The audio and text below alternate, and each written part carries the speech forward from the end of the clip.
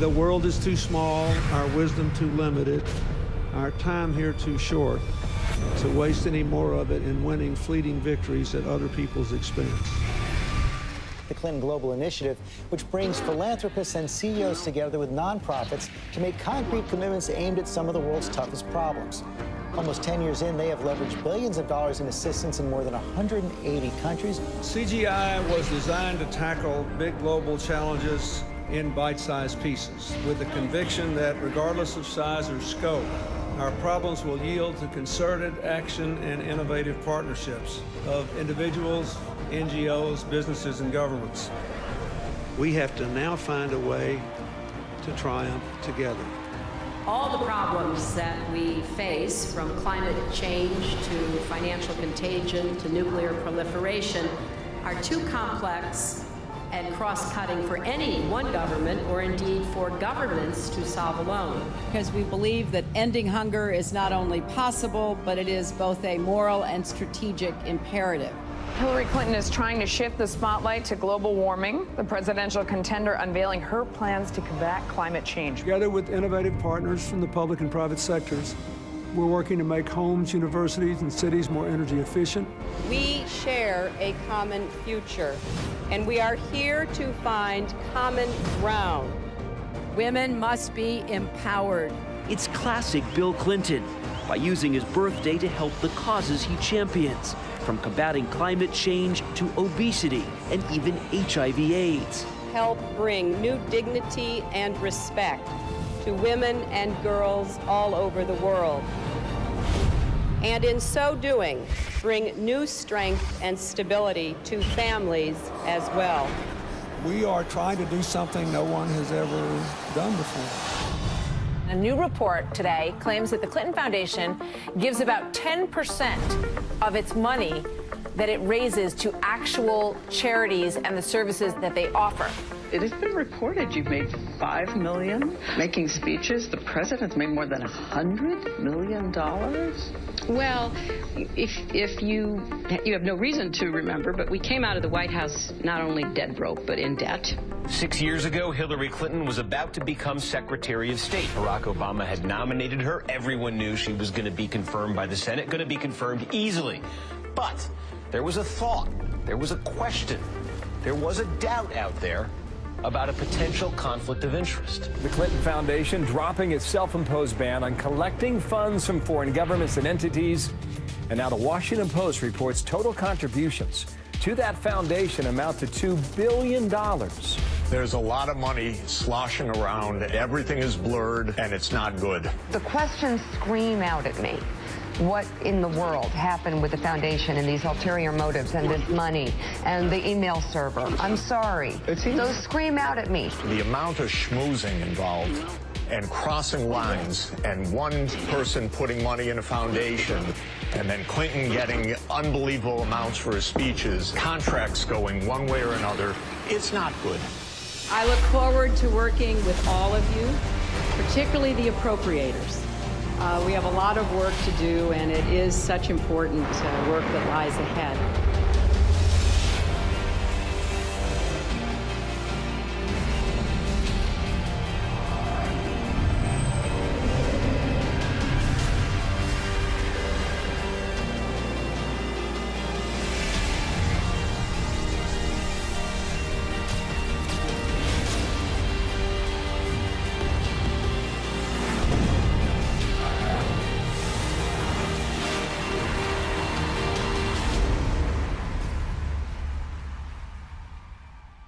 We did this with a very simple strategy.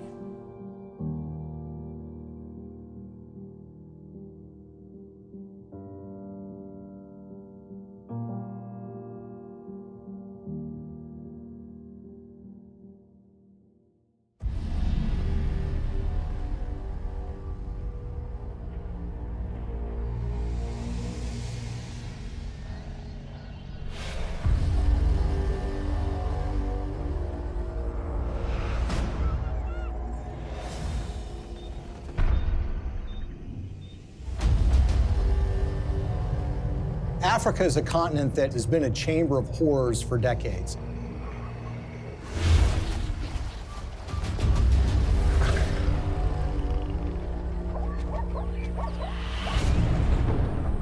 it's really not the fault of the African people. It's largely a result of the kind of system that's been perpetuated there. You have these oligarchs which dominate these countries that oftentimes have natural resources that can be very lucrative. And these oligarchs strike deals with foreign corporations or foreign governments who in effect prop them up and put them in power. And in exchange, these oligarchs give these entities access to rich mineral deposits.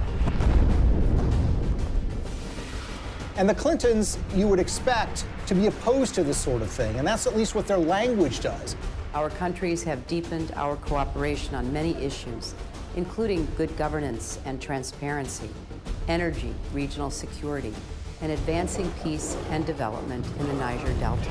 The problem is, their words are different from their actions. Rwanda has clearly taken an impressive trajectory of development, and the people here still think Kagame is the man to take them to another level. President Paul Kagame has walked all around the crowd, thanking the people for electing him unopposed as chairman of the RPF or president of the RPF for another 7-year term. But his critics say that far from entrenching democracy in Rwanda, he's actually eroding it by silencing his opposition.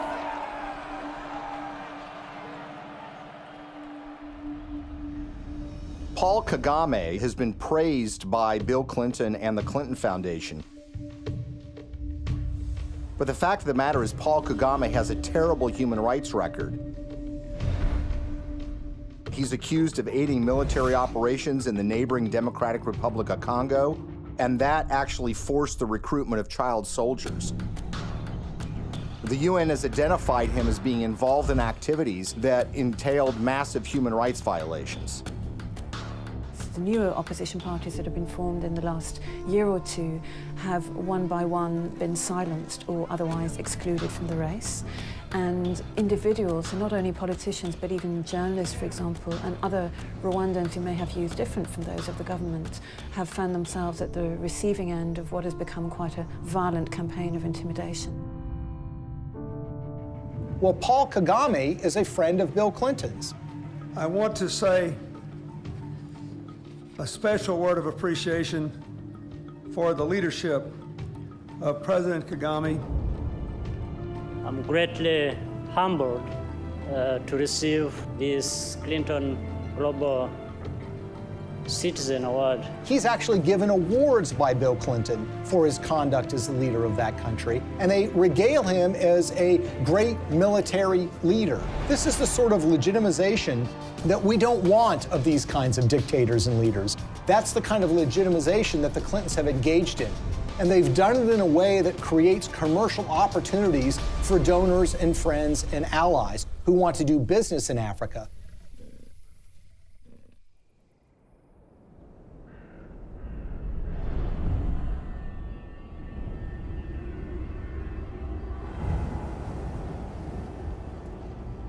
Business in Africa means you're dealing with dictators who are going to give you access to, say, mineral rights or oil drilling rights, but you're going to have to pay them off. The Clintons partner with foreign entities who want access to Africa, and specifically mining companies or energy companies who need to get concessions for access to oil or natural gas or the rights to mine for gold. Those two make a powerful alliance because these companies will give money to the Clintons, either in the form of speaking fees or in the form of donations to the Clinton Foundation. And the Clintons will then, in effect, do their bidding before the halls of power and corridors of power in Africa. And they will go to foreign governments and encourage them to do business with individuals who are putting money in their pocket. And this leads to some amazing fits of behavior that, in a way, are just reminiscent of 19th century colonialism. A perfect example of this is Ambassador Joe Wilson. Joe Wilson is a longtime friend of the Clintons. In fact, he endorsed Hillary Clinton in the 2008 presidential election. And it was also thought that he might become a senior official in Hillary Clinton's State Department. But the fact of the matter is Joe Wilson was up to something far more nefarious during Hillary Clinton's tenure as Secretary of State. In 2009, shortly after she became Secretary of State, when Wilson was the vice chairman of a company called Jarge Capital, they took out a 50-year lease on 400,000 hectares in South Sudan.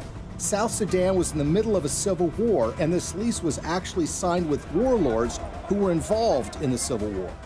These individuals who were engaged in massive human rights violations, including the massacre of opponent tribes. And basically what Joe Wilson was engaged in was something called investing in sovereignty changes. They were basically cutting deals, lucrative deals, worth potentially hundreds of millions of dollars with these warlords. And the expectation was simple. These warlords would take power, then they would give them access to these lands where they could make huge amounts of money exploring for natural gas, exploring for oil, and for mineral rights. Ambassador Joe Wilson isn't the only Clinton friend and foundation donor who was working in war-torn countries. Swedish mining investor Lucas Lundin has pledged $100 million to the Clinton Foundation. He did that in 2007.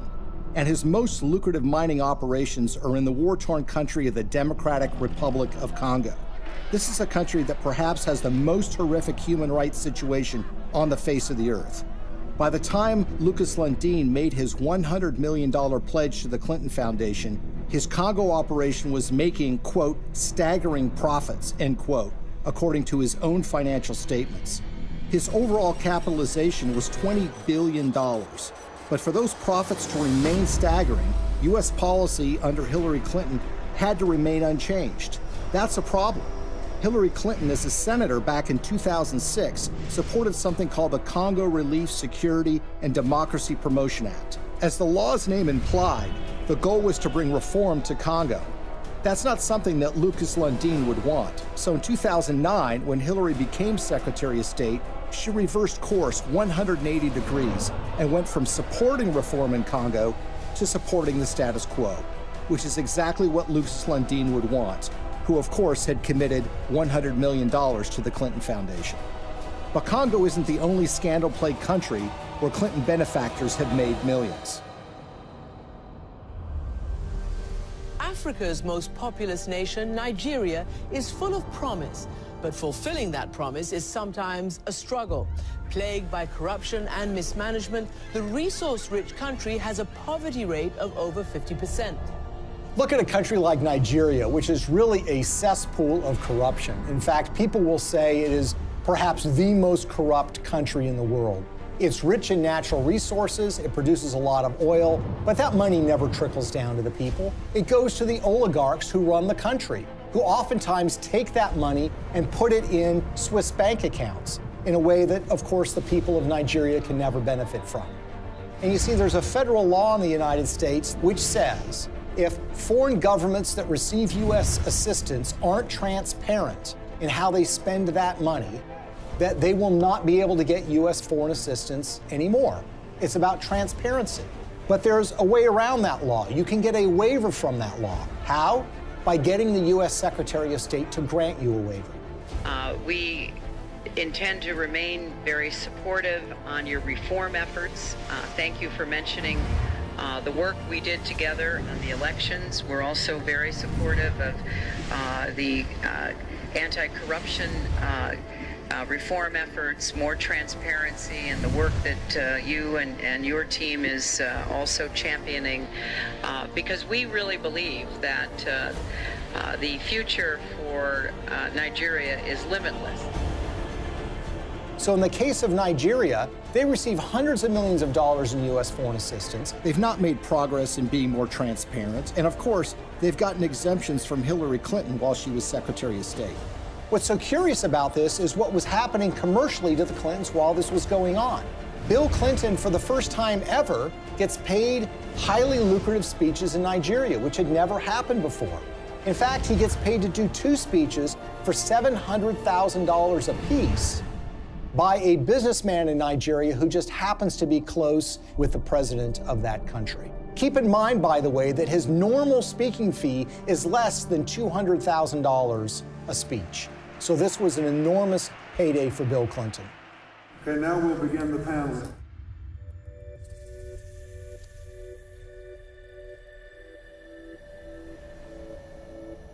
One of the pinnacles of power in that country is a gentleman named Gilbert Chagoury. Gilbert Chagoury, who has committed $1 billion to the Clinton Global Initiative, is connected to another individual in the Clinton orbit. That would be Mark Rich, the billionaire who was on the FBI's 10 most wanted list that was suddenly and surprisingly pardoned by Bill Clinton in 2001. Mark Rich, you might recall, is somebody who was trading oil with the Ayatollah Khomeini of Iran at the same time that the Ayatollah was holding 50 Americans hostage. He also had a long history of busting UN sanctions by trading oil with the apartheid regime in South Africa and a whole host of other nefarious governments. Well, Gilbert Chagoury, the high Clinton donor, was business partners with Mark Rich. Together, they sopped up oil assets in Nigeria and sold them on the oil market for the benefit of a corrupt individual who was leading Nigeria at the time, named General Abacha. Abacha smuggled, by some estimates, $4 to $8 billion out of the country and put them in European bank accounts. Gilbert Chagoury was indicted and convicted in Europe for helping him to do that. He was charged for aiding and abetting a criminal enterprise and on money laundering charges. And the suffering that ends up being done here is by the people of Nigeria, who see their leadership getting a pass from the United States. The elites in those countries are getting rich, the Clintons are getting rich, and the money somehow never trickles down to the people of Nigeria. Sadly, this theme of resources not trickling down to those most in need is a common one when it comes to the Clintons.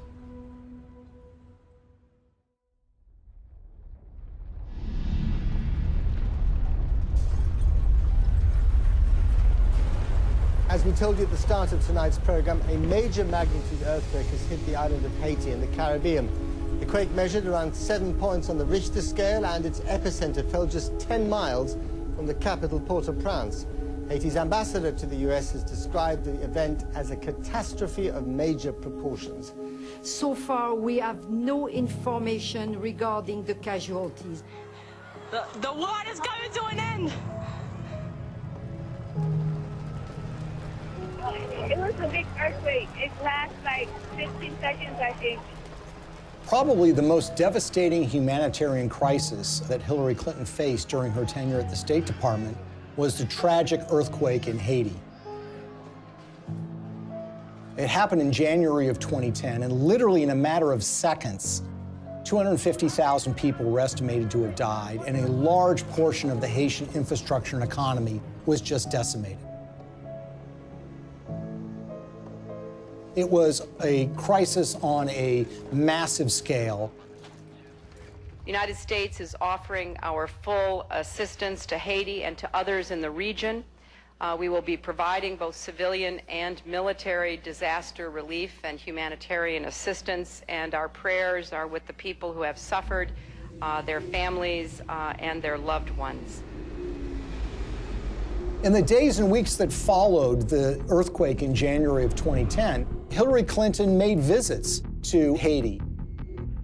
And here's the latest on Haiti. U.S. Secretary of State Hillary Clinton arrived in Port-au-Prince just about an hour ago.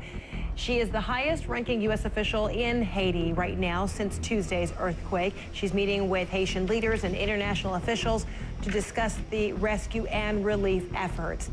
In fact, on her first visit, which occurred days after the earthquake, they literally had to stop traffic going in to the airport at Port-au-Prince. There, of course, were relief supplies that were being flown in, but that traffic was stopped so the Secretary of State could come and assess the damage. There is a perception, and there have been complaints or reports of bottlenecks, that there's a lot of aid coming in, but it's very hard to get it out to the people who need it. That's just not true. The aid is coming in, we're getting it out, there's just not enough of it yet. She flew in with her political aides on a large federal airplane. She landed at the airport. She made a large press conference, made statements about her commitment to rebuilding this country, and then she was soon whisked away, headed back to Washington, D.C. Theirs is a city in ruins, a country which can do little but wait for help to arrive. The international community responded in the way that you would expect it to. That is, large amounts of money were committed, up to $13 billion from international relief organizations. And of course, you had the official role of the State Department, which would be point on U.S. taxpayer dollars going to Haiti for the purposes of relief. I want to assure the people of Haiti that the United States is a friend, a partner, and a supporter. Hillary Clinton's State Department would oversee the reconstruction effort, with Chief of Staff Cheryl Mills responsible for the allocation of U.S. tax dollars through USAID. And Bill Clinton, already appointed Special Envoy to Haiti for the United Nations, was named co-chair of the Interim Haiti Recovery Commission, along with a former Haitian Prime Minister. I hope that it will be rebuilt in a much stronger and more sustainable way, and I think the Haitians want that. So this was clearly a Clinton operation from the beginning. Now, the Haitians had their own ideas about how best to rebuild their country. They wanted new roads. They wanted buildings rebuilt. And that's what you would expect. This is how you recover from an earthquake. The problem is that the Clintons had their own agenda, the interests of major donors who had a vested interest in spending that money in Haiti in ways that would benefit them. And so you immediately had this clash between the Haitians and the Clintons. And Haitians complained almost immediately that they were shut out of the decision-making process, that it was really Bill Clinton and a few of his friends that were calling the shots in the IHRC. And they made some monumentally bad decisions that not only didn't benefit the Haitian people, but ended up putting money in the pockets of major Clinton donors who had economic stakes in Haiti. We have been united behind a single goal: making investments in this country's people and your infrastructure. So it's a classic example of what some people call disaster capitalism. Disaster capitalism in that a natural disaster creates opportunities for rebuilding to take place, but also for self-enrichment to take place. And if you look at the Clintons and the promises that were made and the results that actually followed, it is a tragic story of crony capitalism gone awry.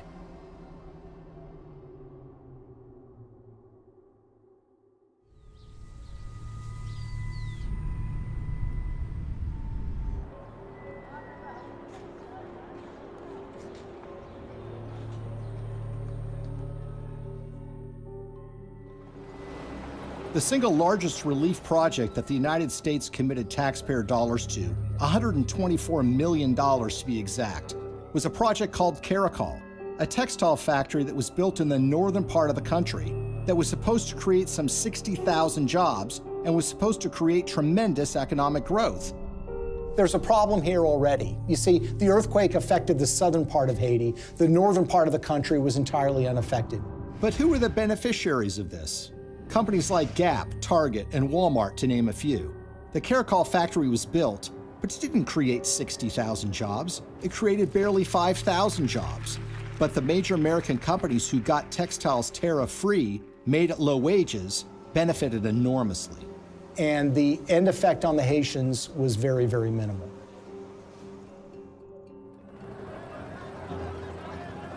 If you look at some of the infrastructure projects that were undertaken, the Clintons had very grand plans to build large tracts of homes, and there were contractors that were selected for those projects. Sometimes the contractors had experience, sometimes they did not. There's one company in Florida that spent $1 million getting equipment into Haiti. They had experience in disaster relief, but according to the owners of that company, they only made a small donation to the Clinton Foundation. And guess what? They didn't get any relief contracts. On the other hand, the contractors who did win the awards were given the opportunity to build homes, and in some instances were supposed to build tens of thousands of homes for Haitians. They ended up building a fraction of that.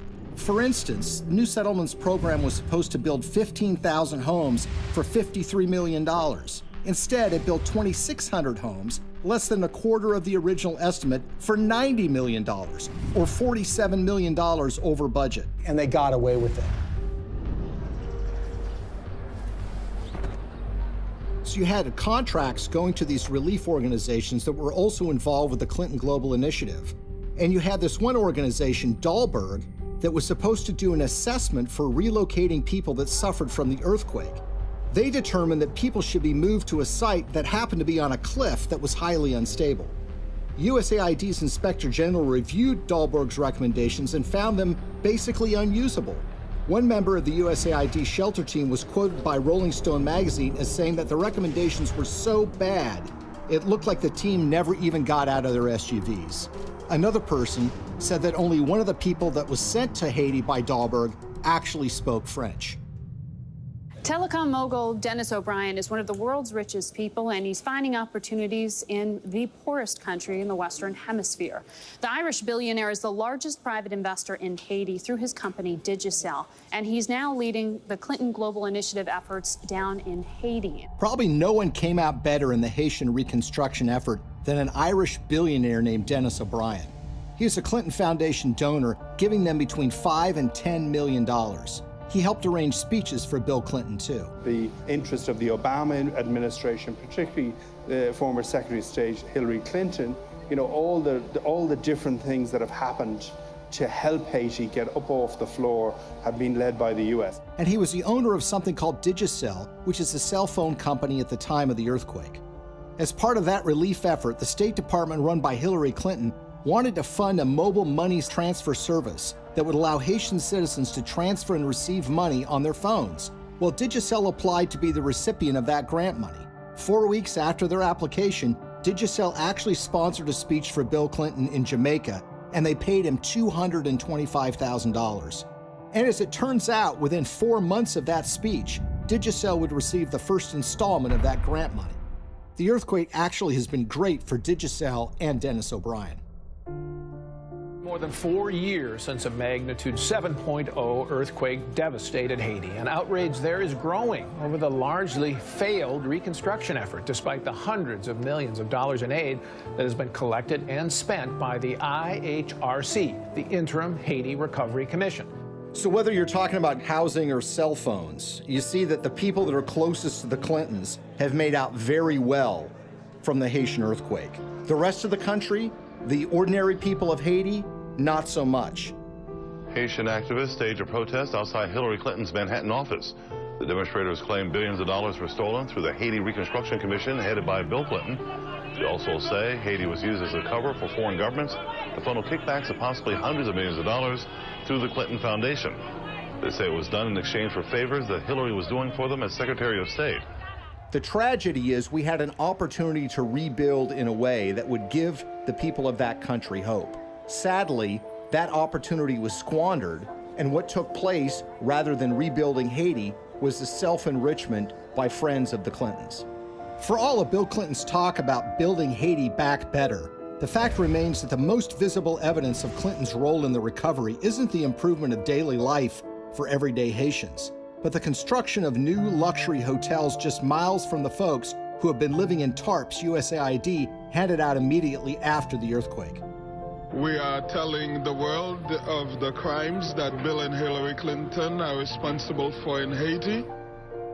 But while the world eventually lost interest in Haiti's recovery, the influence and connections afforded to donors from the Clinton Foundation appear to have been lessons learned by others. So how much do connections to the Clintons matter when you're talking about Haiti? Consider the case of gold mining. The government of Haiti had not granted a gold mining concession in 50 years. They decided to do so during the reconstruction of their country, which was being overseen by Bill and Hillary Clinton. What company did they select to get this gold mining permit? A company called VCS Mining. VCS Mining had very little experience in gold mining, but what did they have? They had connections. Shortly after they got that concession, someone joined their board of directors. It just happened to be Tony Rodham, brother of Hillary Rodham Clinton. It was a true disaster that followed the earthquake, which was the natural disaster. This was the man-made Clinton-caused disaster in relief that led to the wasting of enormous sums of money, the enrichment of elites that were friends with the Clintons, and the Haitians were left in a situation where their life was really not much better than it was the day after the earthquake happened.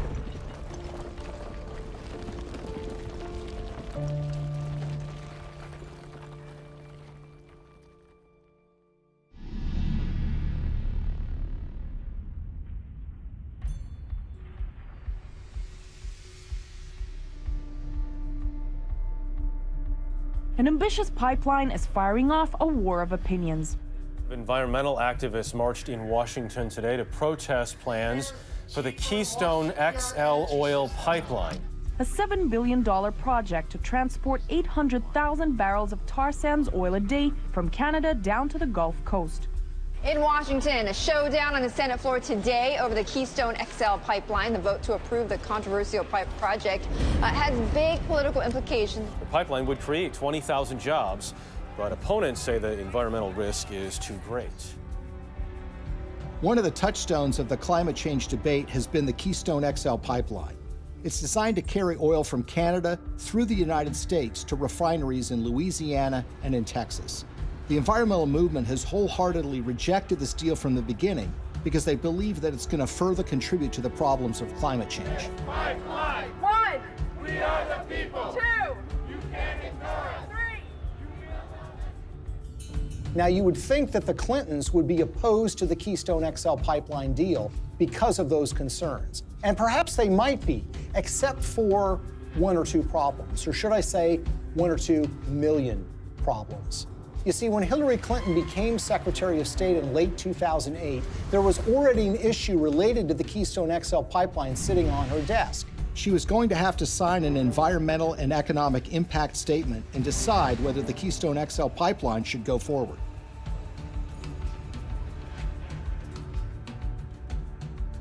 At that precise time, Bill Clinton gets a lucrative offer of nearly $2 million to give 10 speeches in Canada for the first time ever from a company called TD Bank Investment Group. He gave the last speech in May of 2011. 3 months later, Hillary's State Department releases an environmental impact statement that was seen as largely supportive of the Keystone XL pipeline in a way that was massively controversial. Hillary Clinton, in effect, was betraying the environmental movement by greenlighting this deal, when she had in her hands the power to kill this deal in its crib. It was shocking. Organizations like Greenpeace and Friends of the Earth were stunned. They wanted investigations, but everybody was mystified. Nobody could understand why Hillary Clinton would sign off on this deal, particularly when she had been in favor of dealing with climate change, and her boss, Barack Obama, by all indications, seemed to be opposed to this deal as well. It's also a time for a new approach to climate change. We know we've got to deal with global warming. We're seeing the effects of it. We need to invest in clean energy technology today so that we can create new high-paying jobs to protect our environment, to grow our economy, and to finally break our addiction to foreign oil. How did we go from the Clintons being in favor of fighting climate change and dealing with fossil fuel dependence to Hillary Clinton signing off on the Keystone XL pipeline? The evidence that we found was that it was about the money. This was not a philosophical change. This was not a new way of thinking about global warming. This was a way of taking $2 million in cash to essentially buy a decision by the Secretary of State. Why is the TD Bank Investment Group so interesting? Because they just happen to be one of the largest shareholders in the Keystone XL pipeline itself.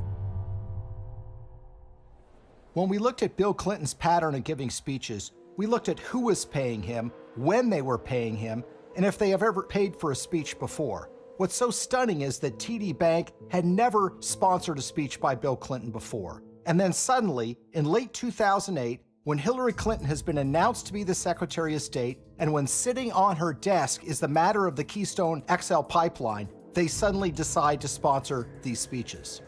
And when people realized that the Clintons had pocketed about $2 million at the precise time Hillary Clinton was making this decision, it all now suddenly made sense. Because as we've seen repeated over and over and over again, when it comes to the Clintons, you have to follow the money. And in the case of the Keystone XL pipeline, they seem to have abandoned their principles, their commitment, as it was, to combating global warming and dealing with our dependence on fossil fuels. They jettisoned that when $2 million showed up and suddenly came out in favor of the Keystone XL pipeline. When you see this sort of pattern of behavior, you can't come to any other conclusion that it's a system of pay to play. And again, other entities appear to have picked up on this business model too. Well, Bill Clinton has been paid enormous sums of money over the years to give speeches. On average, he gets a little less than $200,000 per speech. But something happened in late 2008. his speaking fees skyrocketed after he'd been out of office for years. The reason was his wife had become Secretary of State. In fact, 11 of the 13 speeches for which Bill Clinton has been paid $500,000 or more occurred precisely when Hillary was the most powerful diplomat in the world.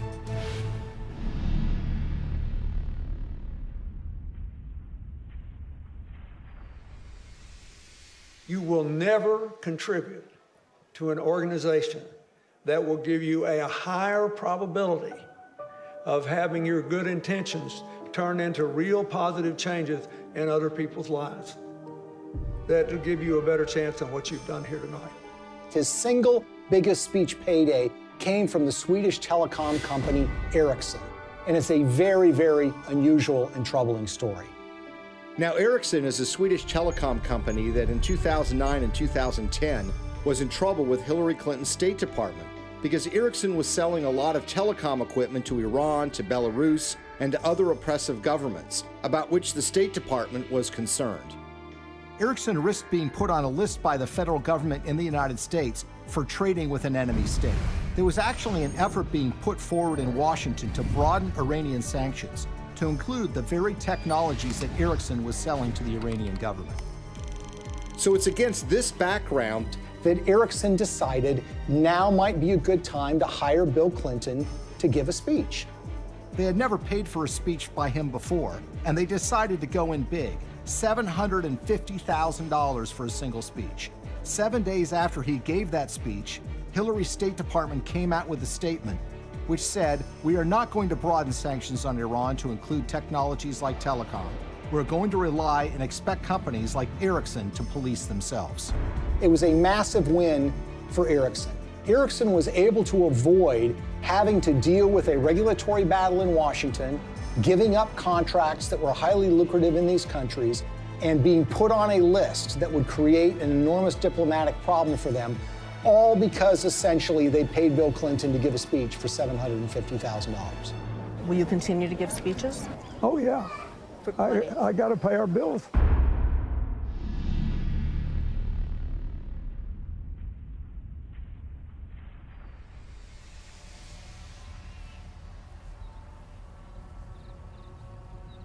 So the question is, why do we see the Clintons reversing decades of policy positions that they've held so closely on issues like human rights and environment? And a big clue comes from the folks that are giving the Clinton Foundation literally tens of millions of dollars. And one, if not the biggest donor to the foundation, is a Canadian named Frank Giustra. Giustra is in the mining business, hardly something you'd call environmentally friendly. And he has interests all over the world.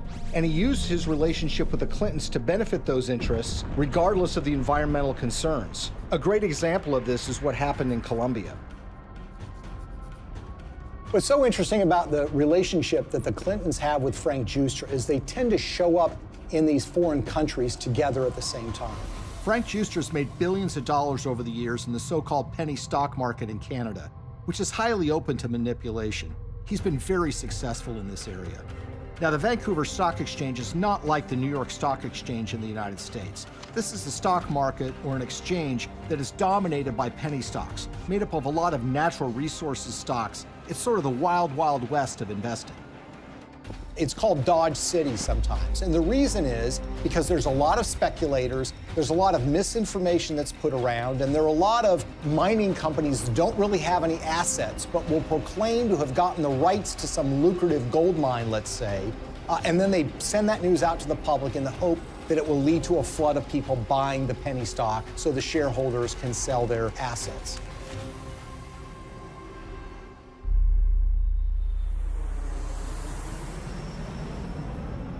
So in June of 2010, Bill Clinton and Frank Giustra fly to Bogota, Colombia. And who arrives there at roughly the same time? Secretary of State Hillary Clinton. The big thing from the news conference was where Bill and Hillary were dining the other night in Bogota. I had a chance to talk to her about her dinner experience in the Zona Rosa, and here's what she had to say. Dinner was good? It was excellent in every way. So it was like eating in the States, but eating in Bogota. Well, it was a real treat to be in Bogota and to be with people who love this city so much, including my husband. Now, in her memoirs, Hillary Clinton says that this is just a happy coincidence. But when you see what follows, you realize that this is no coincidence. The following morning, Bill Clinton has a breakfast meeting with the outgoing president of Colombia, President Uribe. Then, like a tag team, Secretary of State Hillary Clinton has a noon lunch meeting with him, and she grants him several favors, including technical agreements that the Colombian government wants. In the days that follow, something dramatic happens. Frank Giustra has 3 companies that get major concessions from the Colombian government: Pacific Rubiales, Petroamerica, and Prima Colombia Properties. One of those, Prima Colombia Properties, gets a concession to cut timber in a rainforest in Colombia along the Pacific coast. And that timber is not intended to export to the United States, but is intended for export to China. There's an outrage and upset environmentalists who realize what's going on, and eventually that permit is yanked by a future president of Colombia, but not before Frank Giustra's company is able to profit from cutting down these rainforests, which again is a behavior that runs so contrary to what the Clintons profess to be in favor of. We all know that in order to build low-carbon economies of the future, we need sustainable forests. I also know the future of our planet depends on healthy, standing forests. They have talked about the problems of deforestation. They've talked about the problems of the need for successful growing forests to mitigate carbon dioxide in the air. And yet, when this commercial opportunity was presented to a major donor of theirs, they seemed to be very much supportive of that and, in fact, helped to get him those concessions. He deserves the credit for this. This was his idea, not mine, and he raised the money. And it's an astonishing achievement. My job is to make sure that it's not in vain, that he gets the return on his investment and his compassion and his commitment. The Clintons appear to have changed their stance on issues even more significant than the environment, in ways that benefit those who have put money in their pockets.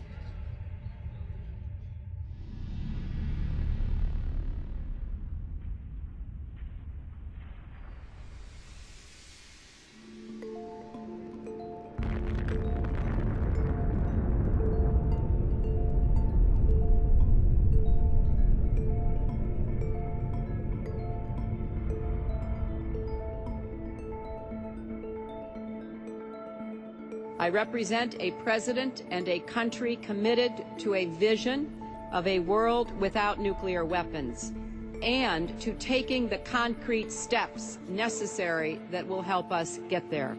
The Indian nuclear deal, I think, is so troubling because this is a core national security issue. One of the signature achievements in foreign policy for Bill Clinton was pushing the Test Ban Treaty and the Non-Proliferation Treaty. Today in New York, the United Nations General Assembly voted overwhelmingly to adopt the Comprehensive Nuclear Test Ban Treaty and open it for signature later this month.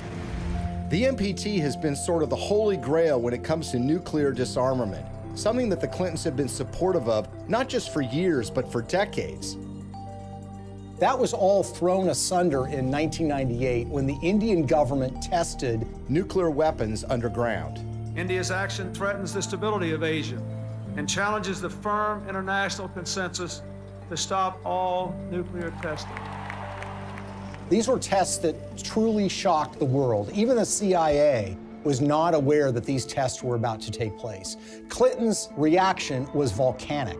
He felt betrayed by the Indian government, and as a result, he imposed sanctions on India, essentially saying, you're not going to get access to U.S. nuclear technology until you sign the NPT, the Non-Proliferation Treaty. In 2005, the Indian government wanted to get these sanctions lifted. Not only do they have an interest in expanding their civilian nuclear base, they live in a neighborhood where some pretty tough customers and rivals have nuclear weapons themselves.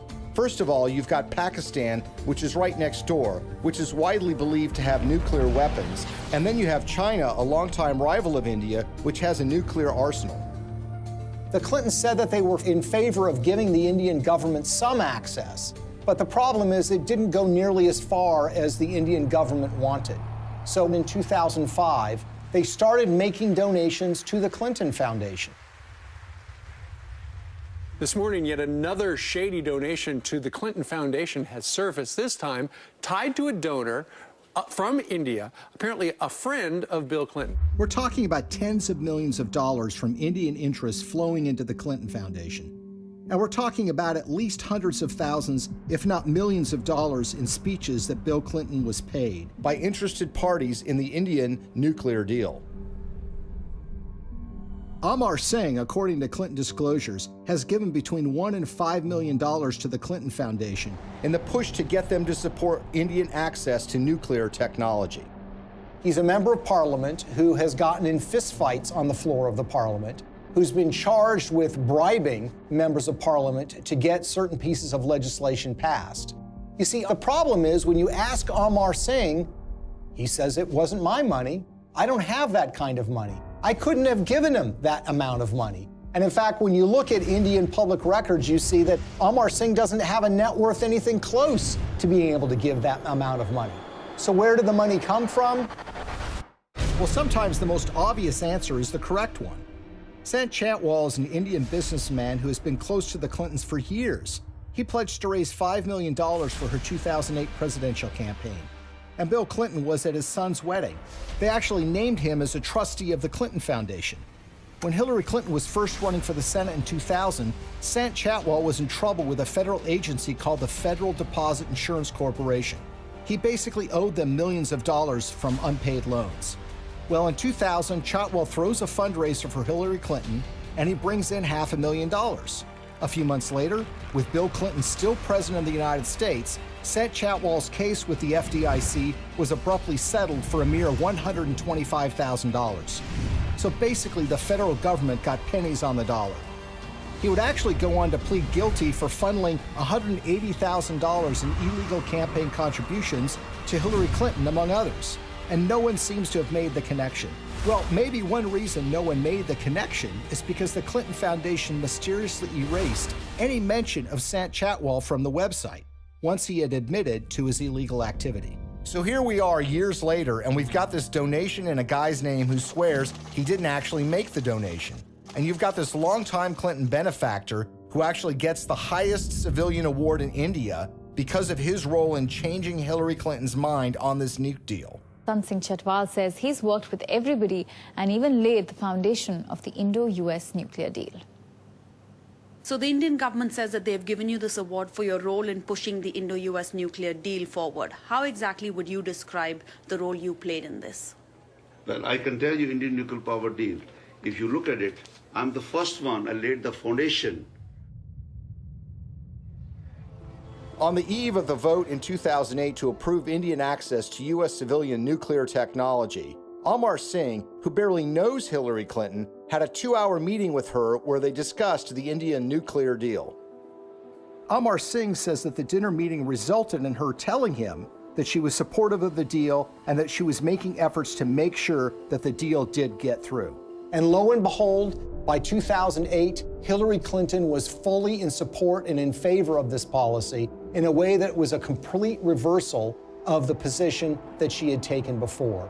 In other words, the flow of money had led the Clintons to change their positions on the Non-Proliferation Treaty, and specifically, India getting access to U.S. nuclear technology. This was a decision that was wholly out of step, wholly inconsistent with a progressive liberal agenda. Hillary Clinton made a decision of reversing her previous position after the flow of funds to the Clinton Foundation, and her husband gave some speeches in India. But this wouldn't be the last time Hillary reversed herself regarding nuclear weapons technology. Shockingly, Bill and Hillary would end up receiving money from folks that were looking to make something happen a lot closer to home.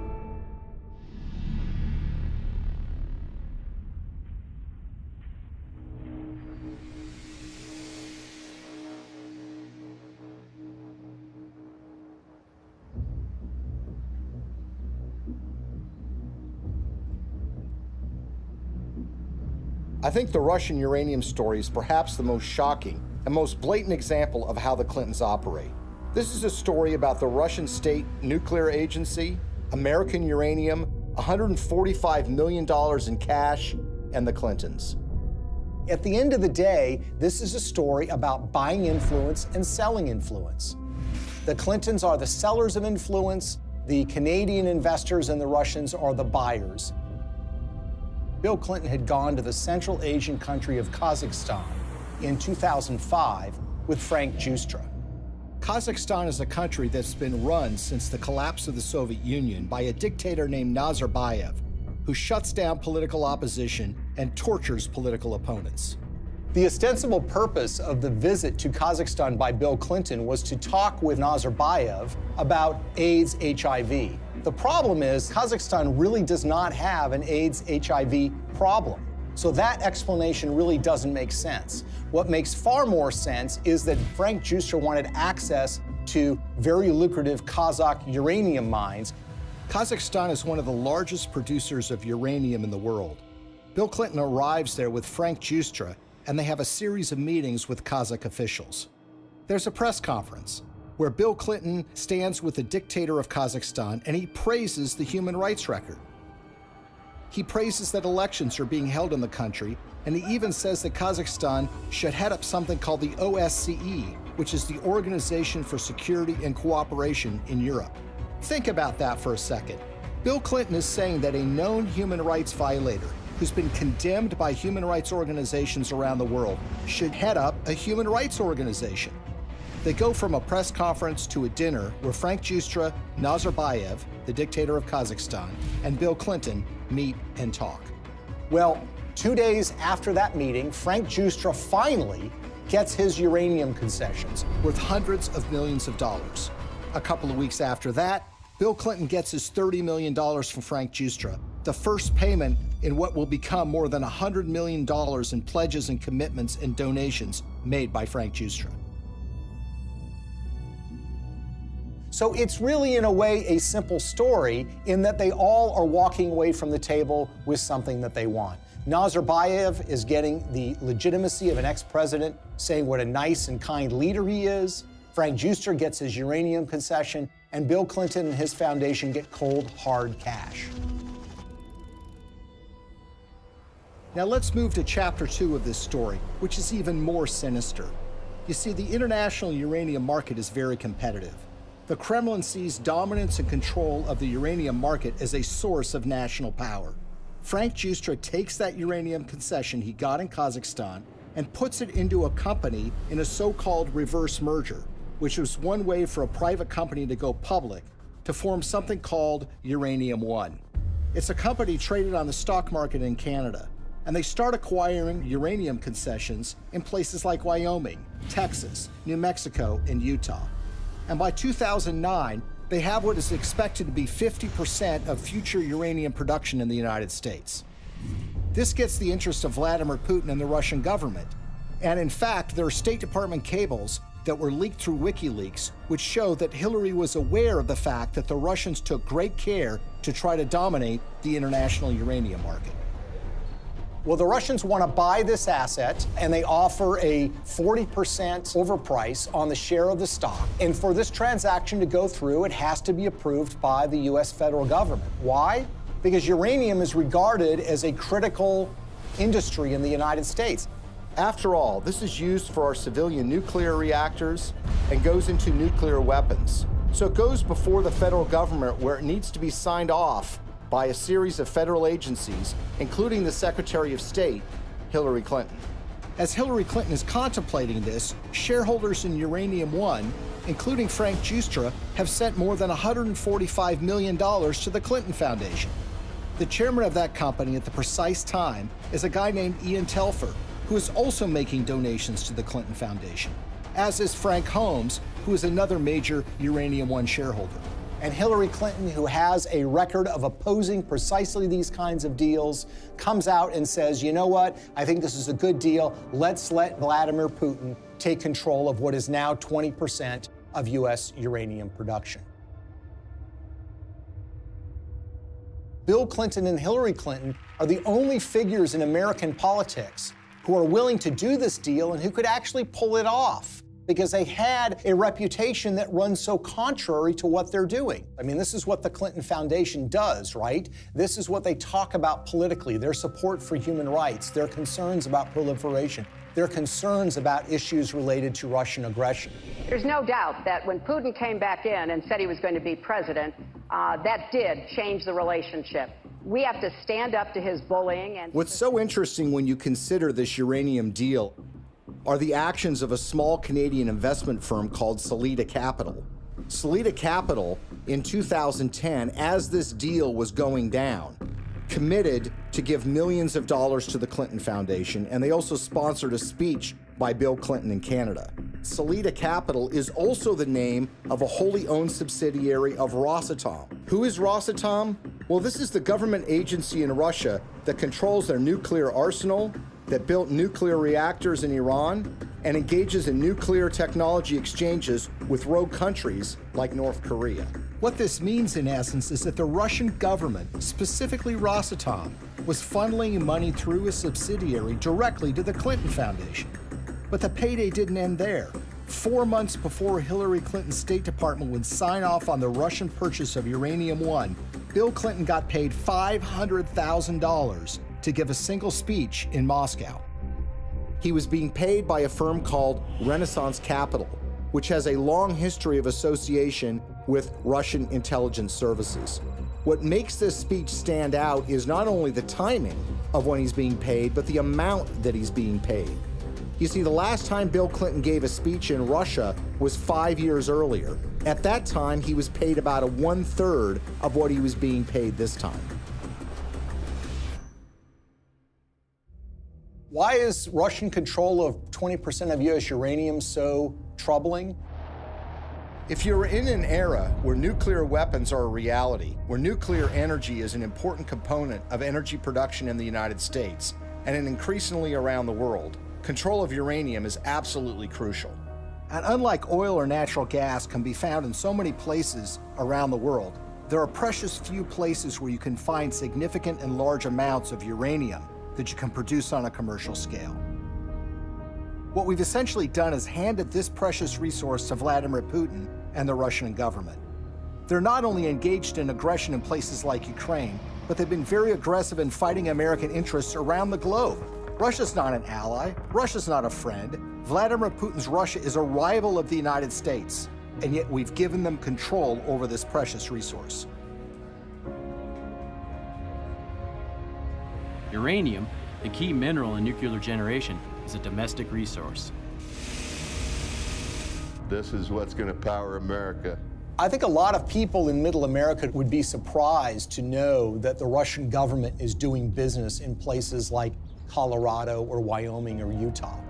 These are small mining towns. These are operations that have existed for a while, that have been under the control of American companies or for a while Canadian companies. But it's now Russian companies that control this, and those companies are controlled by the Russian government.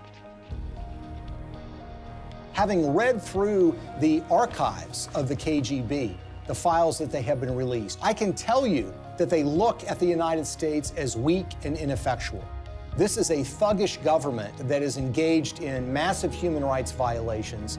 There are opponents of this regime that have been killed or have disappeared. There's been persecution of human rights organizations. There's been persecution of homosexuals.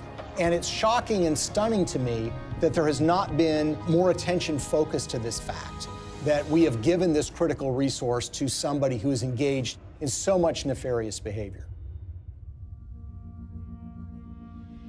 Greetings from Washington. I want to thank all of you for your work to root out corruption that weakens economic development, feeds black markets and organized crime, and undermines the promise of democracy. As we work together to eradicate corruption in our own countries, we should also maintain the highest standards of transparency and accountability in our development efforts around the world. Corruption in emerging markets and fragile democracies undermines the confidence of citizens and investors alike, while responsible governance helps to foster sustainable economic development and political stability. I believe in the oldest adage in American politics, which is follow the money. Enormous amounts of money have flowed to the Clintons. from foreign governments, foreign financiers, and businesses. Some of that money lands in their pocket. Some of it lands in their foundation. It's a pattern we've seen repeated over and over and over again all around the world. It's not a coincidence. Money exchanges hands and favors are done. Now Clinton friends and supporters will say there's no smoking gun. But look at American political history. People are convicted all the time for a pattern of behavior where, for example, they're engaged in insider trading on the stock market. So, for example, you have a foreign corporation or a foreign government that wants something from the State Department while Hillary Clinton is Secretary of State. They will make a large payment to the Clinton Foundation. That will be followed by favorable action on their behalf. If that happens one or two times, you might say, look, it's just a coincidence. But when you see the pattern recreated over and over and over again, you have to recognize that these events are connected. They've created a model for massive self-enrichment that allows you to go into so-called public service, but get extremely rich at the same time. And when friends and allies say that the Clintons aren't really that interested in money, their actions show otherwise. What's so shocking to a lot of people is that making of that money requires them to betray their progressive values, the environment, labor unions, women's rights, human rights. The Clintons are doing business and growing rich with the favor of the very individuals who you would expect to be their political opposites. For a very long time in American history, and probably still to this day, one of the worst things that could be said about you as a politician is that you are on the take from foreign interests. What the Clintons have essentially done is busted down the door and robbed the bank of that concept. So when people think of the Clintons taking foreign money, they think it's maybe an insurance company from Great Britain, or they think it's from a supermarket chain in Canada. The fact of the matter is a lot of that money comes from the darkest, worst corners of the world. Are countries like Nigeria and Russia in the habit of giving money to politicians and not wanting something back? The Clintons are glad to take this money. It's made them fabulously wealthy. But what has it done for us? Before we had to worry about money from Wall Street and big labor. Now we have to worry about it coming from around the world and infecting our politics and damaging our politics, everything from our uranium policy to our human rights policy. Nothing seems to be safe anymore. How is this not corruption? How is this not a crime? With the Clintons, nothing is sacred. Everything is for sale. But we are the ones who are paying the price. Maybe, just maybe, the American people are tired of being sold out.